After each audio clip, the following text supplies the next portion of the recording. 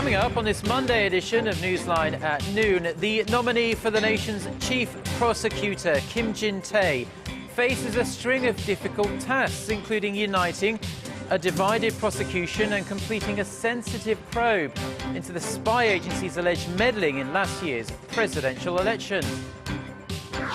The Korean government is going all out to maintain the stability of the local currency as authorities fear instability could derail the steady economic recovery here in Korea. Plus, with tensions rising between China and Japan over a disputed island chain in the East China Sea, Tokyo reaffirms it will bolster the country's self-defense forces. Korea seeks U.S. cooperation to ensure regional stability. These stories and more on Newsline at noon.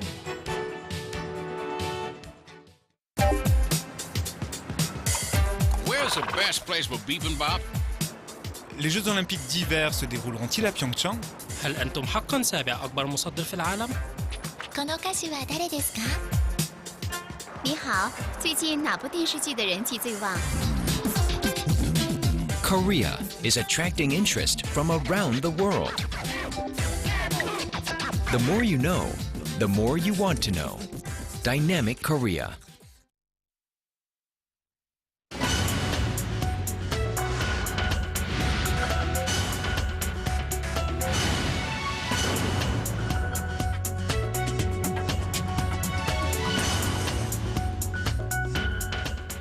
Thanks for joining us. You're watching Newsline at noon. I'm Choi Yu-san in Seoul.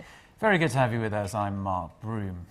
Korean Prime Minister Jang Hawan gave his first special statement to the nation earlier Monday, vowing to get to the root of the scandal surrounding last year's presidential elections.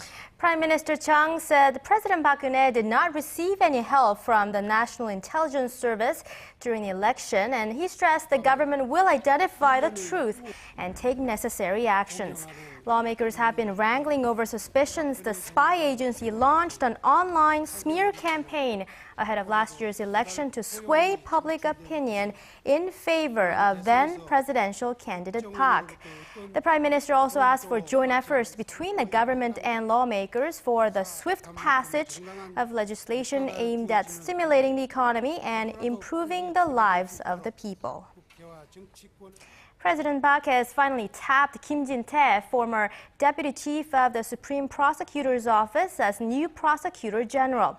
Kim faces a number of challenges, including the reform of the prosecution and a spiraling spy agency scandal. Kim Hyun-ji reports. Prosecutor General nominee Kim Jin-tae has begun preparations for his confirmation hearing, which will be held at the National Assembly next month. He led the prosecution in 2012 as acting prosecutor general, after the then prosecutor general resigned in disgrace over corruption and sex scandals involving several prosecutors, and failed attempts to reform the organization. Kim had taken the helm of a prosecution in crisis and quickly restored its tarnished image. Now, Kim has been given a second chance to lead the prosecution, which is again in disarray after former Prosecutor General Choi Dong-wook resigned a month ago amid allegations that he fathered a child out of wedlock and questions about his handling of an investigation into allegations that the spy agency meddled in last year's presidential election. The controversy surrounding the case intensified last week after a televised dispute between Yoon Sung-yeol, the lead prosecutor spearheading the probe, and his superior Cho Young-gon, the director of the Seoul Central District Prosecutor's Office. Yoon claimed that there was external pressure undermining the spy agency probe, while Cho said that Yoon had failed to follow legal procedure in his handling of the case and had disobeyed orders from his superiors. The Prosecutor General nominee again faces the task of cleaning up the prosecution and mitigating the internal strife over the spy agency controversy, which ultimately centers on the legitimacy of the December presidential election. After his nomination was announced, Kim said he feels the utmost responsibility for the prosecution at a time when it is facing such a daunting crisis. The presidential office of Cheongwade said Sunday that President Park Geun-hye nominated Kim for his ability to handle the existing turmoil and bring normalcy to the prosecution. The ruling Saenuri Party has given Kim its approval, citing his experience. The main opposition Democratic Party, however, questioned President Park's choice because of Kim's ties to Presidential Chief of Staff Kim Ki-chun. Kim Hyun-ji, Arirang News. Now on to some positive outlook for the country's economy. Finance Minister Hyun Oh-seok says the country has entered a recovery phase and could post growth of nearly 3% this year. But the minister stresses economic stimulus bills must first pass parliament to maintain a trend. Kim Jin-tae has this report. Finance Minister Hyun Oh-seok says the Korean economy has entered a phase of recovery and could post growth of 2.9% this year. In an interview with Seoul-based Yonhap News Sunday, Hyun said the nation's gross domestic product grew 1.1% in the third quarter from the previous quarter, when it also gained at the same pace, indicating the country is on the road to recovery. The two consecutive quarterly gains in the 1% range marks the first in nearly 3 years. The Korean economy also grew 3.3% in the same period from a year earlier, the fastest growth in nearly 2 years, spurred by improved consumer spending and a pickup in facility investment. The finance minister said that if the current trend continues, the nation's annual economic growth will surpass the 2.7% projected earlier in the year. Hyun said Korea will post 2.9% growth for 2013 if it maintains a 1.1% gain in the fourth quarter. The minister also called on the National Assembly to pass 102 pending bills on job creation and economic revitalization in order to maintain the current growth rate. He warned the recovery will slow if the bills are not passed on time. Kim Min-ji, Arirang News. The Korean government says it's determined not to let the local currency appreciate to a level that would threaten the nation's burgeoning economic recovery. But many experts question if the government steps could actually reverse the trend. Yoo-An reports. A high-ranking official from the Ministry of Strategy and Finance says the strengthening of the won could potentially derail the Korean economy from its path to recovery. Speaking on condition of anonymity, he said last Wednesday's intervention in the foreign exchange market reflects the government's determination to stabilize the Korean currency. On Wednesday, when the won hit a 5-year high of 1,054 won against the dollar during intraday trading, officials from both the Bank of Korea and the Ministry of Strategy and Finance verbally intervened in the market to push the won lower to close above the psychologically important 1,060 level. Foreign investors have recently snapped up Korean stocks and bonds, which they see as a safe bet promising a relatively high return, thereby pushing up the Korean currency. In the 3 months to September, the Korean won rose by 6.3%, the second highest margin of increase among currencies of all the G20 countries. Both Finance Minister Hyun Oh-seok and Bank of Korea Governor Kim Jung-soo last week, reaffirming that the government will slow down the pace of the won's appreciation, said measures being considered include taxing foreigners investing in local bonds and require hedging against currency fluctuations. But many experts say such government steps may not be enough to stabilize the won, given the foreign appetite for Korean stocks and global economic uncertainties, including the timing of the planned tapering of U.S. stimulus program. Yoo-An, Arirang News. Korean consumers are feeling more confident as the economy continues to steadily pick up steam. The numbers speak for themselves as the nation's consumer sentiment index hit a 17-month high in October. The Bank of Korea says the index came in at 106 this month, up 4 points from the previous month. The index is an indicator of consumers' overall economic outlook, living conditions and future spending, with a reading above 100 reflecting their confidence in the economy. The central bank said the record figure was largely due to a considerably low comparison base in September and the local economy being on the recovery track. Now, it has emerged that some of the 6 South Koreans handed over by North Korea last Friday had a history of posting pro-North Korea messages and propaganda on the internet before they travelled to the north. Authorities investigating the case said Sunday that the 6 went to the north between 2009 and 2012, crossing the Yalu or Tumen rivers, both of which run near the border between North Korea and China. The authorities say business failures and family problems may have triggered some of them to praise North Korea, they were also said to be under the impression that they would be treated nicely once they made their way to North Korea, but they were, in fact, detained for years and interrogated. Korea's foreign ministry is coming under heavy criticism for its use of unauthorized footage from Japanese broadcaster NHK in a promotional video for the Korea-controlled Dokdo Islets. The ministry removed the 12-minute video from its website and from YouTube on Friday, 10 days after it's first posted online, and only after NHK complained that it contained clips from a 2011 drama series depicting the Russo-Japanese War. The ministry has expressed deep regret over the video, which it says was outsourced and produced by a private production company. This blunder comes amid a reignited diplomatic row between Korea and Japan after Japan's foreign ministry posted its own video staking Tokyo's territorial claims over the Dokdo Islets ahead of the Dokdo Day here in Korea.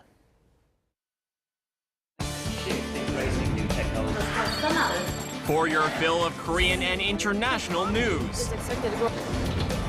Join Chae Yu-sun and Mark Groom every weekday at lunchtime. Newsline at noon. Plenary session this Wednesday and vote on the government restructuring bills.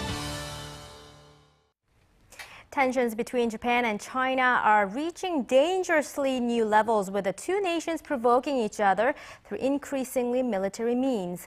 The Chinese government even used the term act of war in response to Tokyo's approval of a plan to shoot down any foreign drones that refuse to leave its airspace. Our Oh Jin-ju has more. The territorial dispute between China and Japan is taking on an increasingly militaristic tone. The Japan Self-Defense Forces held a military review near Tokyo on Sunday, featuring some 4,000 troops and hundreds of armored vehicles and fighter jets. Prime Minister Shinzo Abe attended the ceremony and emphasized the importance of a strong self-defense forces. Security threats against Japan are becoming real, including the threat posed by North Korea's ballistic missiles. So while it may seem North Korea is the reason behind Japan's push to strengthen its military capability, watchers say Abe's comments are actually aimed at China. Abe reiterated that he will exercise the right to collective self-defense, even if it means a review of the government's constitutional interpretation. On Saturday, the Chinese government angrily responded to a Japanese media report which said Abe had approved a plan to shoot down any foreign drones that ignored warnings to leave Japanese airspace. If Japan does what it said and resorts to enforcement measures like shooting down aircraft, that is a serious provocation to us. It is an act of war. We will surely undertake decisive action to strike back. In protest against Tokyo's latest moves, China sent 4 military jets to waters near Okinawa for 3 straight days from Friday to Sunday. Japan scrambled fighter jets in response. It's not only Beijing that's unhappy about Japan's right to collective self-defense. South Korea has voiced concern Tokyo could expand its military presence to the Korean peninsula without any approval from Seoul in case of a contingency involving North Korea.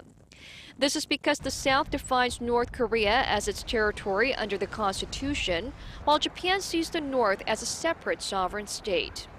The South Korean government has reportedly asked Washington to make it clear to Japan that it needs to seek approval from Seoul on issues related to its sovereignty and the Korean peninsula. Oh Jin-ju, Arirang News.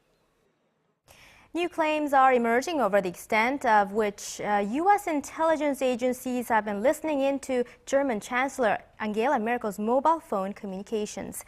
This time, sources say U.S. President Barack Obama was personally informed 3 years ago of the phone tapping against Merkel. As Hun Jung-in has the latest. In yet another bombshell in the widening U.S. bugging scandal, German newspaper Bild am Sonntag quotes U.S. intelligence sources as saying National Security Agency Chief Keith Alexander briefed President Obama on the operation against Merkel in 2010, but Obama agreed to let it continue. It was reported last week that Obama had told Merkel over the phone that he had not been aware of the bugging. The News Weekly went on to say leaked NSA documents show Merkel's phone has appeared on the list of spying targets since 2002. These new revelations are sure to create more controversy, even though the NSA refutes the newspaper's claims. Germany and Brazil, another target of the NSA, are working on a UN resolution which will call for extending UN's multilateral treaty to protect privacy on the internet. Diplomats from the two countries with a coalition of nations, including France, Sweden, and Norway, are leading efforts to draft the resolution and put it to the full General Assembly in late November. British Prime Minister David Cameron broke ranks with other European countries by siding with the U.S. and criticizing former NSA contractor Edward Snowden and unnamed newspapers for helping Britain's enemies. Is what Snowden is doing, and to an extent what the newspapers are doing in helping him doing what he's doing, is frankly signaling to people who mean to do us harm how to evade and avoid intelligence and surveillance and other techniques. Germany is sending its Secret Service officials to the U.S. to seek what it calls complete information about the alleged surveillance from Washington. Son Jang-in, Arirang News. Israel has agreed to release another 26 Palestinian prisoners as part of a U.S. brokered deal that contributed to the resumption of Mideast peace talks in August. The announcement was made Sunday, and this is the second group of prisoners to be released since August, when Israel agreed to release 104 Palestinian prisoners jailed from between 19 and 28 years for various crimes against Israelis. A statement from Prime Minister Benjamin Netanyahu's office said this group of 26 would be released at least 48 hours after the announcement was made in order to allow the affected Israeli families to appeal the decision. The remaining inmates will be released over the next 4 months as peace talks progress. A wave of car bombs have exploded in the Iraqi capital Baghdad, killing at least 35 and injuring dozens more. 10 separate blasts hit markets and commercial areas in predominantly Shia areas on Sunday. In the northern city of Mosul, an explosion outside a government bank killed 9 soldiers who were waiting to collect their salaries. Sunni insurgents linked to al-Qaeda are thought to be behind the attacks. Sectarian violence fueled by the civil war in neighbouring Syria is now running at the highest level since 2008, with around 7,000 civilians killed so far this year. Such is the level of bloodshed that Iraqi Prime Minister Nouri al-Maliki will travel to Washington this week to seek help from President Obama. The Prime Minister's aides say he will ask Obama to speed up supplies for Iraq's Air Force in order to protect its long desert border with Syria. And Syria has filed details of its chemical weapons program and an initial plan to destroy it to the international watchdog monitoring the process. The Organization for the Prohibition of Chemical Weapons said Sunday that Damascus completed its declaration last Thursday, 3 days ahead of schedule. The move is part of a strict timeline that aims to destroy Syria's lethal stockpile by the middle of next year. The mission was set up following international outrage about a deadly chemical attack on the outskirts of Damascus in August that killed hundreds of people. The US and other nations hold Syrian government forces responsible for the attack, but Syrian President Bashar al-Assad blames the rebels. Switching gears now, and a growing number of farmers in Korea's South Jeolla province are going green by doing away with chemical pesticides and fertilizers in favor of organic alternatives. Paul E. reports. The harvesting of rich golden grain fields is in full swing here at this plantation near Naju City, south of Seoul. Although Korea was spared from devastating typhoons this year, farmers have been dealing with a surge in insects and other pests eating up crops. Instead of using harsh pesticides, farmer Lee Jae-hak decided to take a more environmentally friendly approach. Spraying these microorganisms on the crops controls pests very well. I don't need to worry about plant disease or pests. I feel like a farmer that's free from pesticides. Yi is one of the growing number of farmers in Korea who have opted to use natural organic-based solutions for pest control and soil fertilization. Park Jong-woo, who has been in the pepper farming industry for more than 30 years, was hesitant to let go of his chemical pesticides and fertilizers, but says the results speak for themselves. Through the use of microorganisms, the crops have come out well and hardy. The first batch of crops are growing well without any signs of disease. In order to simplify the process, the National Agricultural Cooperative is supporting farmers with the mass culture tanks and other equipment needed to go completely pesticide-free. Researchers from Jeonnam National University have been helping farmers reach this goal. By engaging farmers through theoretical lectures and practical courses, we are creating a roadmap for farmers to actively utilize and cultivate actual chitin-decomposing microbes. Korea hopes its efforts will boost the marketability of its agricultural products and lead to the commercial export of the eco-friendly technologies to Southeast Asian countries. Paul Yi, Arirang News.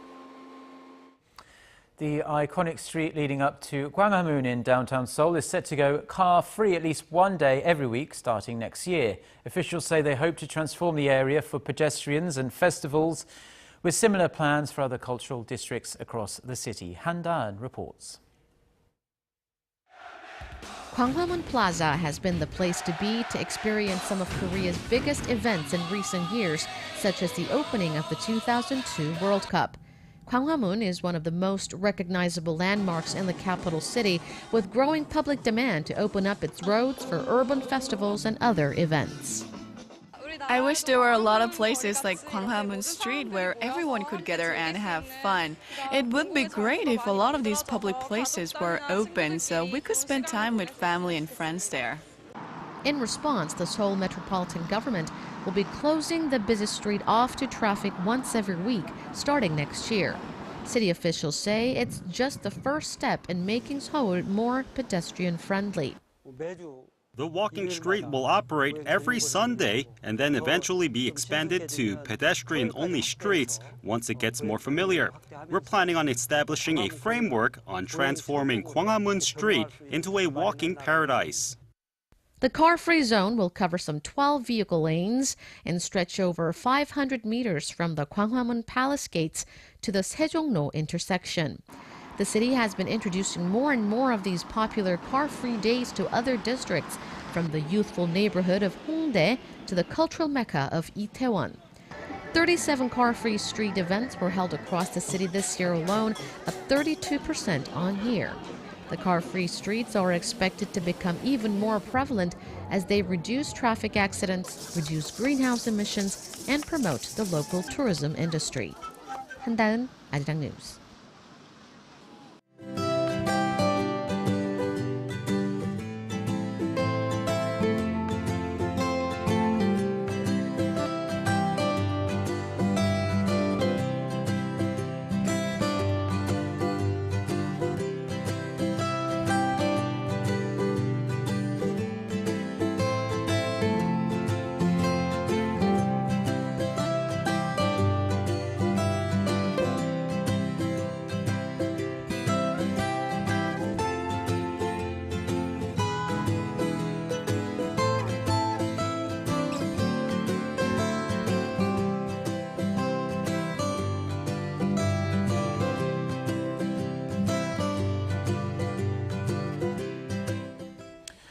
Well, the whole country is enjoying the rather beautiful fall foliage we're seeing at the moment. And here in the capital, the trees are turning a nice shade of red and yellow. And let's see if this really rather mildish weather we're enjoying will hold today and this week by getting over to our Lee Ji-yeon at the Weather Center there. Good afternoon to you, Ji-yeon. Well, good afternoon and good to see you, Mark.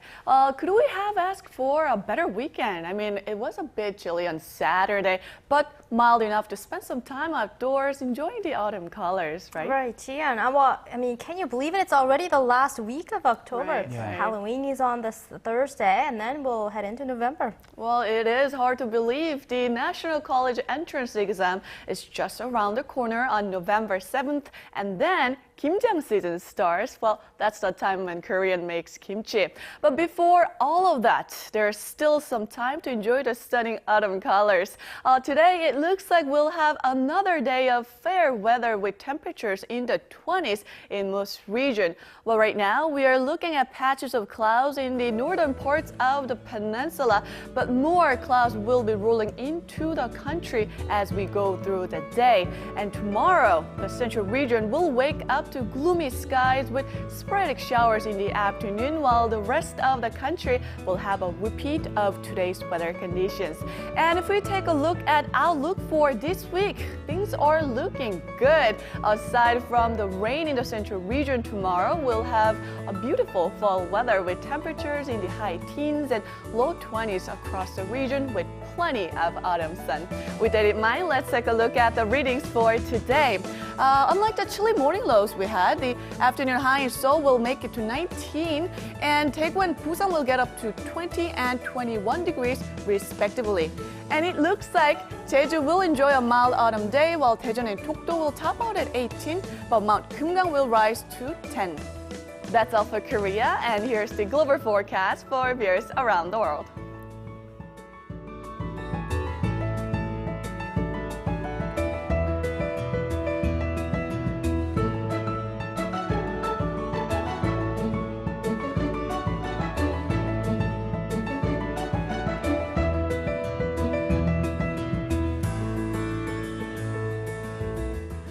And that's all from us for now. But you can always catch up with what's been happening on our website, which can be found at arirang.tv.com/news.